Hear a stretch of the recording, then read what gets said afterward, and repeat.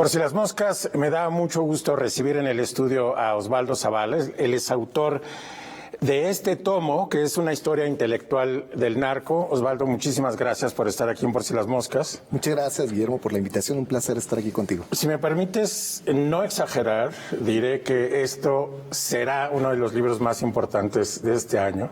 Es un libro que tiene una solidez de investigación enorme, es un libro que tiene también una originalidad en el enfoque y es un libro, digamos, que también ha estado cocinando desde hace tiempo y se nota en la factura, en la narrativa, realmente es un gran regalo para los lectores. Muchas gracias por la invitación y gracias por tu lectura. Pues mira, Osvaldo, comencemos con esta provocación que haces, intelectual, haces una historia intelectual del narco. Cuando haces historia intelectual, ¿a qué te refieres? Mira, yo creo que ha habido a lo largo de todas estas décadas que hemos reflexionado el fenómeno del narcotráfico, mucho trabajo hecho por parte de académicos muy serios y periodistas que han pensado el problema del narcotráfico enfocándose en las genealogías de los traficantes, las organizaciones, los organigramas, todas estas historias complejas, qué cártel invadió al otro, todo esto.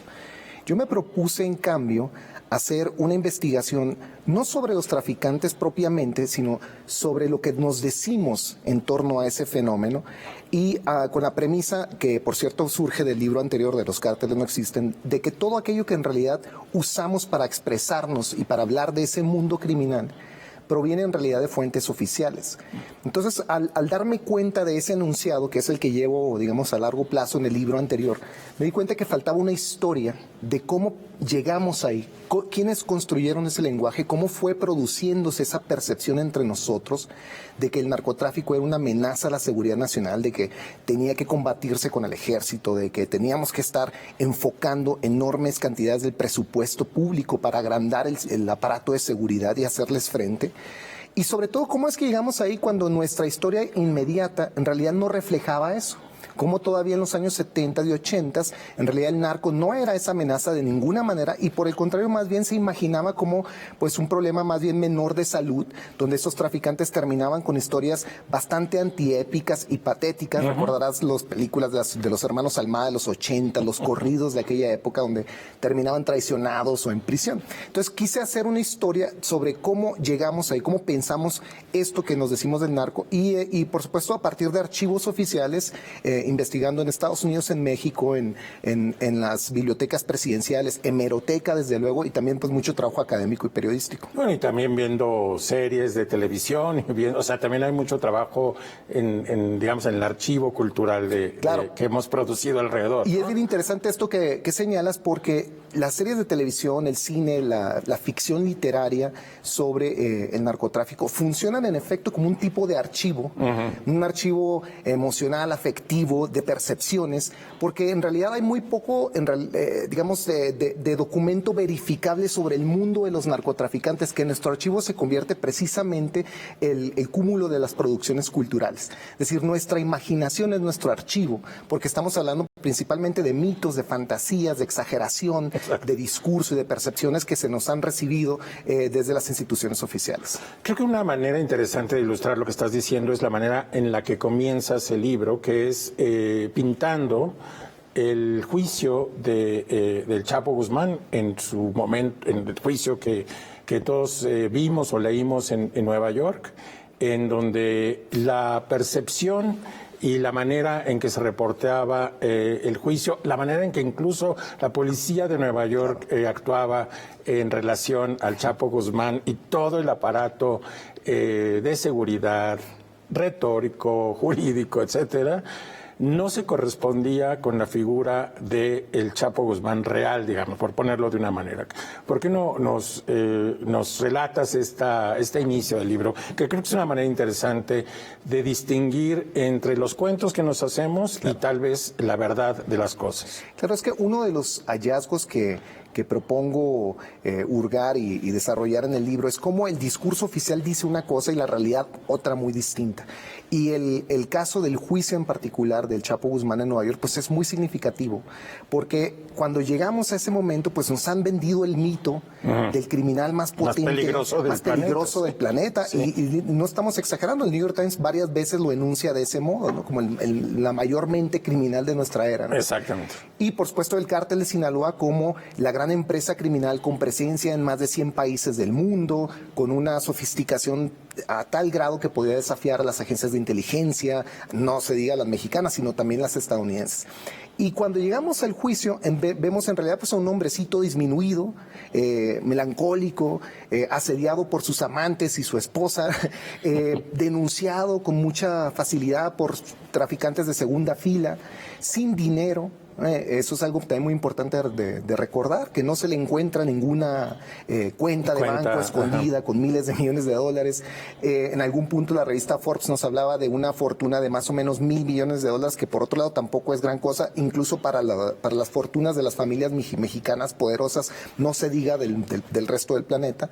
Y entonces tenemos más bien pues un personaje que no solo no se corresponde con su mito, sino que está totalmente disminuido. Y parte de lo que usa la defensa como recurso es precisamente señalar eso. Este es un hombre derrotado, no es el jefe del cártel, ni siquiera lo fue. Y aquí es donde empieza a operar algo extraordinario que es lo que yo llamo la narconarrativa. Ahí empieza a transitar el relato de El Chapo como el jefe del cártel hacia Ismael El Mayo Zambada como el nuevo jefe. Claro, donde toda nuestra atención es dirigida hacia casi como si pasáramos de la temporada 2 a la temporada 3 de Narcos México.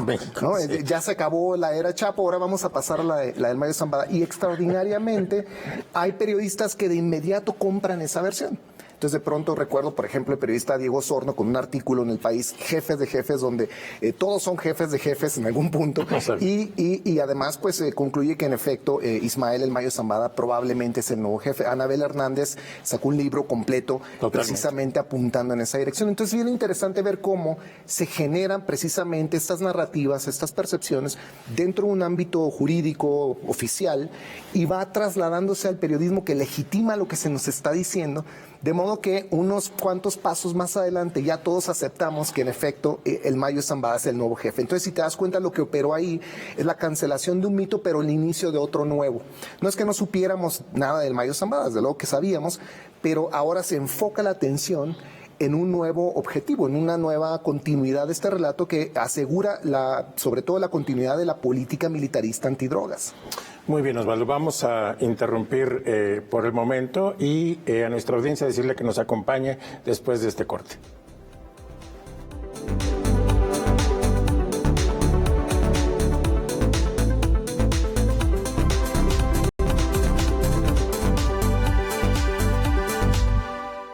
Por si las moscas, estamos de regreso. Hablamos de una historia intelectual del narco. Nos acompaña el autor Osvaldo Zavala. Osvaldo, pues es muy provocador lo que estás diciendo y creo que queda preguntar si el Chapo no es esta construcción, si el Mayo Zambada no es esta construcción de la que estamos hablando, ¿quiénes son o qué son? ¿Qué piensas, digamos, de este asunto? Yo creo que los traficantes deben de pensarse en dos niveles. En efecto, son un problema para la gobernabilidad de un país como el nuestro, son un problema que requiere nuestra atención, sobre todo en cuestiones de salud pública, por el tema de las adicciones. Y sin duda, pues plantea, digamos, un cierto desafío para pensar el orden social, para pensar cómo salir de ciertos enclaves de violencia que en efecto pueden producir estos pequeños grupos. Pero algo que queda claro es que tanto el cártel de Sinaloa como el Chapo son sobre todo percepciones, son dispositivos narrativos, son formas de hablar que el discurso oficial instrumentaliza para validar su propia política antidrogas. No quiero decir con esto que el Chapo Guzmán no sea, insisto, un personaje importante, sino que la manera en que se habla de él es lo que realmente debe preocuparnos. Cómo se exagera su presencia en un país como el nuestro y cómo se convierte también en el depositario de toda criminalidad que ocurría, sobre todo, por ejemplo, en los años de la guerra de Calderón, ¿no? De la llamada guerra contra el narco de Felipe Calderón. Se convertía en nuestro enemigo doméstico a combatir, y sobre su organización pesaba casi la totalidad de la violencia. En un país donde nuestras Fuerzas Armadas operan con tanta opacidad, con tanta impunidad. Y cuando sabemos que hay miles documentadas de delitos y crímenes de lesa humanidad y atrocidades cometidas por las Fuerzas Armadas, pues es muy difícil aceptar que una organización por sí sola vaya a exterminar 120,000 personas, como ocurrió en el sexenio de Felipe Calderón, y desaparecer otras 30,000, y al mismo tiempo amasar una enorme fortuna y monopolizar el trasiego de la cocaína. Sí, por otro lado, como si las autoridades no estuvieran involucradas tampoco, y entonces, digamos, nos sirve discursivamente depositar en un otro, que no es el Estado, que no es el gobierno, en un otro criminal todas nuestras ansiedades y nuestros deseos de venganza. Exactamente, y yo creo que esa parte última es todavía más importante porque le da una cierta explicación y un sentido a la violencia que tranquiliza en lo inmediato a la población. Es decir, hay un tiroteo y la gente, como además le dicen los medios de comunicación que está pasando, bueno, es entre malosos, ¿no? En algo andaban, ¿no? Exactamente, que no es lo que vimos claro, recientemente en San José de Gracia. Exactamente, entonces vemos estas atrocidades, estos crímenes, y de inmediato los llenamos de una narrativa predispuesta que nos da un sentido y que nos da una cierta calma porque pensamos que no son víctimas inocentes, sino gente que en algo tenía que haber andado, sin que haya, por supuesto, ninguna investigación policial de por medio. Claro, esta idea que estás apuntando queda muy clara cuando desarrollas tu argumento y divides esta historia intelectual en 4 momentos. ¿Por qué no nos cuentas un poco más de cada uno de estos momentos y qué implicaciones tiene? Bueno, el libro propiamente empieza en 1975, cuando el gobierno de Estados Unidos y de México en conjunto idearon la Operación Cóndor y, entre otras cosas, pues convirtieron el llamado Triángulo Dorado, la zona de Sinaloa, Durango y Chihuahua, en un pequeño escenario de guerra con helicópteros. Aquello parecía, como lo narra en algún momento el novelista estadounidense Don Winslow, un tipo de mini Vietnam, ¿no? Donde incluso pilotos retirados del ejército estadounidense rociaban en avionetas herbicidas, con herbicidas tóxicos, pues todas las zonas rurales, por supuesto, enfermando a la sociedad y produciendo un éxodo masivo de miles de campesinos que tuvieron que huir.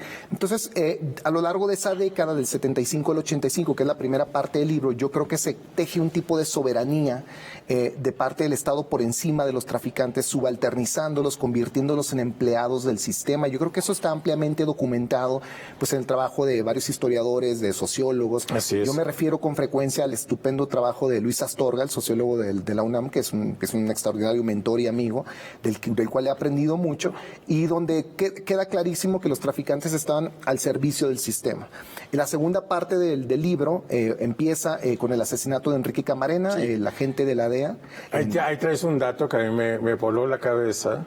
Sí, claro. Bueno, es muy importante retomar este crimen, no tanto por entender exactamente qué fue lo que ocurrió, sino cómo se narró o qué se nos dijo que pasó durante ese asesinato. La versión oficial es que fueron los traficantes, Caro Quintero, Miguel Ángel Félix Gallardo. Y eso provocó una reacción estadounidense. Claro, un reclamo, ¿no? Estadounidense terrible que transforma completamente la política de seguridad de México. Y nuestra relación con México y Estados Unidos, y totalmente. A partir de entonces... Y a partir de entonces estamos totalmente supeditados al relato de que somos un país de traficantes. Que somos un país que tenemos que certificarnos como sucedía en esa claro, época. Ahí es donde empieza el proceso de certificación oneroso que nos intimida, que nos pone al borde de una crisis cada año, o nos ponía cuando se hacía, y sobre todo nos obliga a estar constantemente al asedio de la geoestrategia y de la geopolítica estadounidense. Cuando en realidad lo que probablemente ocurrió, y esto dicho por el agente que investiga el asesinato de Camarena, con quien yo conversé y que además también ha dado esta versión a otros medios, es muy probable que la propia CIA haya estado detrás del asesinato del agente y que en realidad haya sido pues una comisión casi de cortesía que el gobierno de México llevó a cabo para satisfacer los intereses estadounidenses, porque el agente Camarena al parecer había vinculado las operaciones de la CIA en México, en las que utilizaban dinero y armas del narcotráfico para financiar a la contrainsurgencia en Nicaragua. Entonces, todo eso que estaba en juego en el panorama de la Guerra Fría y lo que fue después el affair y Irán-Contras, pues era muy delicado y parecía que entonces el agente Camarena podía o no revelar todas estas cuestiones. Entonces, lo interesante es que aquí el discurso no solo dice otra cosa, sino dice lo opuesto. Lo opuesto, ¿no? claro. Es decir, quienes señalan, quienes se escandalizan por el asesinato son probablemente los que estuvieron detrás. Exacto. Tercer momento es Calderón. Mira, yo creo que, no, el tercer momento es los años 90, cuando, sí, claro. Cuando la DEA, ya con México cooperando en este panorama del narco como una amenaza a la seguridad nacional, el primer presidente, por cierto, que admite este enunciado es Carlos Salinas de Gortari en 1989. Ajá. Y ya entrados en los 90, la DEA comienza toda una campaña mediática para vendernos la idea de que el cártel de Juárez, porque el cártel de Guadalajara ya está destruido y todos en la cárcel, es el nuevo cártel, digamos, por temer, el gran monstruo del continente y el gran monopolizador de la cocaína. Entonces en el 95 empiezan a partir de una campaña mediática filtrando a periódicos como el New York Times, haciendo audiencias en el Congreso, encuentros de alto nivel, presentándonos a Carrillo Fuentes como el gran capo de capos, el gran jefe de jefes propiamente. El corrido de los Tigres del Norte, que lo lanzan en el 97, es irónico en ese sentido porque está totalmente mediado por este discurso de la DEA y sin embargo, un mes después de que sale el corrido, Amado Carrillo Fuentes está muerto. Y ya no hay jefe de jefes, ¿no? Se les acabó la historia. Sí. Ahora, lo brillante de este corrido, y es algo que me interesa mucho, como señalaste antes, de los productos culturales, es que como la canción propiamente no identifica a ningún traficante, el corrido se ha utilizado retroactivamente hacia atrás y hacia adelante en el tiempo. Entonces se ha pensado el jefe de jefes como Miguel Ángel Félix Gallardo, Caro Quintero, el Chapo Guzmán. Como dices tú, es una posición semántica, digamos, que la gente distinta a la gente. Claro, es lo que los politólogos y la gente que estudia lingüística llama un significante vacío. Es decir, una palabra que no tiene un referente directo y que se está llenando constantemente. Está llenando con otras personas. Vámonos a un corte, Osvaldo. Regresamos después de estos anuncios.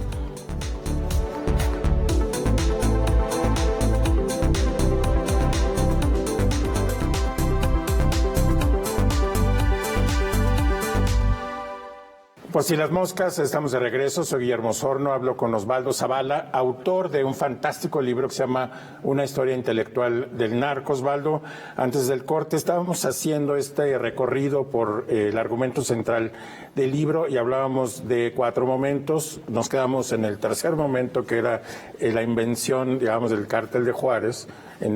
Amado Carrillo muere un mes después de ese corrido. Claro. Y el cuarto momento, que es tal vez, digamos, el inicio de la etapa actual. Claro, y todos estos años 90 son cruciales, no solo por la narrativa del cártel de Juárez, sino porque a partir de ahí crece desmedidamente el aparato de seguridad, se duplica de hecho el tamaño de la presidencia de Fox en adelante. Y cuando llegamos a Felipe Calderón, pues ya tenemos toda una máquina aceitada militar, una máquina de guerra, que ya solo falta, digamos, el chispazo para que se eche a andar.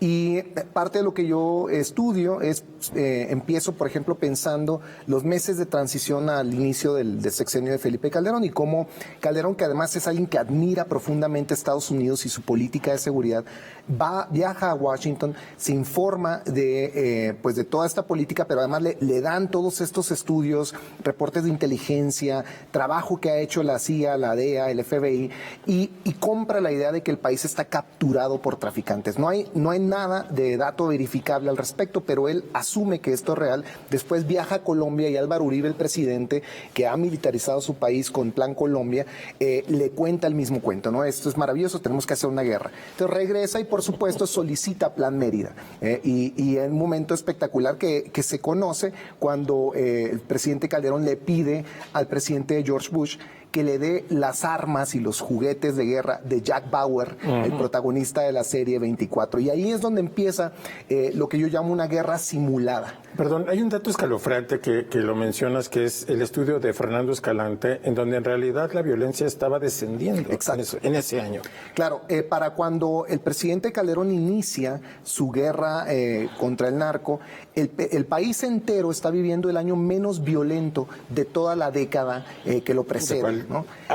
Y que es algo... Abona a tu argumento, sí. Totalmente. Además, estos datos que se han refrendado y se han estudiado, además incluso a un nivel estadístico, de 1997 hasta 2007, el país desciende en su tasa de homicidios. Para cuando empieza la guerra contra el narco, andábamos por ahí de 8 homicidios por 100,000 habitantes. En Ciudad Juárez, mi ciudad, que se convirtió, digamos, en el grado cero de la guerra contra el narco, había hubo más o menos 300 homicidios en 2007. Cuando llega el ejército y cuando empieza a llegar en las diferentes regiones que el presidente Calderón militariza, esa tasa de homicidios desde luego se dispara totalmente, ¿no? En Ciudad Juárez fuimos de 300 a más de 1,300 homicidios al siguiente año y más de 3,000 para 2010. Entonces, este disparo de la tasa, que creo que en Ciudad Juárez alcanza más de 200 asesinatos por cada 100,000 habitantes, solo puede entenderse a partir de la militarización, y hay estudios serios que eso demuestran, ¿no? Que una correlación entre la presencia de fuerzas armadas y la violencia que se empieza a registrar en estas ciudades. Entonces, pues parte del argumento que yo hago es que no es una guerra propiamente, porque no hay partes en pugna, no hay otra facción, digamos, respondiendo al fuego del ejército, y más bien lo que tienes es un país militarizado donde se están cometiendo atrocidades, violaciones a los derechos humanos y donde se está rompiendo, fisurando el tejido social. La siguiente pregunta tiene que ver con esto que acabas de decir, es ¿quién gana y quién pierde con estas construcciones acerca del narcotraficante o el narcotráfico? Yo creo que es una pregunta compleja que podría, digamos, derivarnos en una discusión larga, pero yo te podría por lo menos señalar un par de cuestiones. Primero, la tendencia a militarizar en el nombre de la seguridad, pues es una tendencia en realidad global, no es algo que está pasando en todo el norte global hacia el sur global, y es muy interesante ver que los primeros ganadores son los que venden armas, ¿no? Digamos, las grandes empresas que arman estos conflictos en todo el planeta, ¿no? Muchas de las armas que se utilizan, por ejemplo, para securitizar la frontera entre México y Estados Unidos, pues son las mismas que aparecen en el conflicto entre Israel y Palestina, en Medio Oriente, por supuesto, en África, y es tremendo ver cómo ese negocio tiene una continuidad transnacional, independientemente de los conflictos y de los contextos en los que se están dando. Otra cuestión que me parece también fundamental es entender que en México hay un claro patrón entre la militarización, la militarización de ciertas regiones, donde al mismo tiempo está ocurriendo todo un proceso de extracción de recursos naturales. Hay recursos naturales, sí. Y creo que eso lo estamos viendo, lo hemos visto en Tamaulipas con la cuestión del gas natural, la minería en Guerrero, lo estamos viendo en la cuestión del litio en Sonora, ¿no? Que cada vez queda más claro, y creo que es muy preocupante entonces no empezar a hacer esa correlación, ¿no? entre toda esta agenda de militarización y de violencia y de despojo territorial y todos estos procesos de extracción que yo creo que no solo son simultáneos, sino que se complementan unos al otros. Es impresionante cómo ver la realidad, digamos, con estos binoculares, pues te hace también pensar pues de qué estamos hablando. Pero de cualquier manera, Osvaldo, vimos violencia en Michoacán, en San José de Gracia, hemos visto violencia en Jerez, en Zacatecas, es una violencia asociada al tráfico el narcotráfico y de otras mercancías ilegales, y cómo tenemos que entender eso. O sea, es un fenómeno real, por otro lado. Y es muy desconcertante porque de pronto vemos, pues sí, violencia en zonas donde no la había, o expresiones de violencia tan radicales que aterrorizan a la sociedad. Yo creo que algo que tenemos que, de entrada, comenzar a hacer es no tratar de saltar una respuesta rápida, porque eso es precisamente la manera en que ha funcionado el discurso oficial. O sea, como dices, esto es un mito que nos sirve inmediatamente para pensar. Y se ofrece tan rápido, ¿no? Son narcos, hay una disputa por la plaza, entre dos facciones de tal o cual grupo, además grupos que se fisuran y se convierten en minigrupos, sí. La balcanización de los cárteles, etcétera. Yo creo que tenemos que distanciarnos de aquello y preguntarnos en realidad qué es lo que sabemos de esta violencia. Muchas veces no tenemos respuestas claras, pero creo que una posibilidad que creo que cada vez más aparece entre nosotros como algo que debemos de pensar es el fenómeno de la paramilitarización. Estamos viendo que más que cárteles, pareciera que hay grupos paramilitares fuertemente armados que pueden tener cierta autonomía, pero que puede ser que tengan o no alianzas o lealtades a diferentes partes de nuestro gobierno, de las Fuerzas Armadas, que no podemos comprender propiamente. Pero me resulta muy difícil de creer, por ejemplo, porque eso que llamamos Cártel Jalisco Nueva Generación, de pronto haga un despliegue en las calles, se muestre tal cual, con armas largas y tanquetas, etcétera, llamen la atención de ese modo, ¿no? En un país tan militarizado como el nuestro, con tanta tecnología, con apoyo estadounidense, que me resulta pues, verdaderamente incomprensible. ¿Para qué querría ese tipo de atención un grupo de traficantes que su función primaria pues, es hacer dinero, es acumular, ¿no? Entonces pareciera que estamos más bien orillándonos a un escenario de conflicto que no creo que pueda explicarse a partir del narcotráfico, sino por otros fenómenos como el de la paramilitarización. Yo creo que hay mucho trabajo por hacer. Sí. Y por supuesto que tenemos también un tejido social tan dañado, donde hay tantas pandillas, hay tantas armas circulando en el país, que es difícil, digamos, tratar de entender, de tener una fórmula mágica para explicárnoslo. Lo que sí me queda claro es que la vía militar no es la respuesta. Militarizar el país creo que no ha dado ningún resultado, sino todo lo contrario. Y que para empezar verdaderamente a avanzar hacia una forma de pacificación, tenemos que replantearnos verdaderamente el papel de las Fuerzas Armadas, no solamente desactivando la lógica de la mal llamada guerra contra el narco, sino de todo aquello que llamamos seguridad nacional. Porque creo que ese es el grave problema que pesa sobre nosotros y que nos sigue construyendo enemigos domésticos, ya sea ladrones de combustible, narcos, traficantes de aguacates, hasta los migrantes resulta que son una suerte de amenaza a la seguridad nacional. Bien, Osvaldo, pues se nos ha terminado el tiempo. Ahí está esta nueva manera de ver el fenómeno del narcotráfico en México y la violencia y el tema de seguridad nacional. Te agradezco muchísimo que hayas estado aquí en el estudio y a nuestra audiencia decirle que nos vemos aquí en Por Si las Moscas el próximo sábado a las 7:30.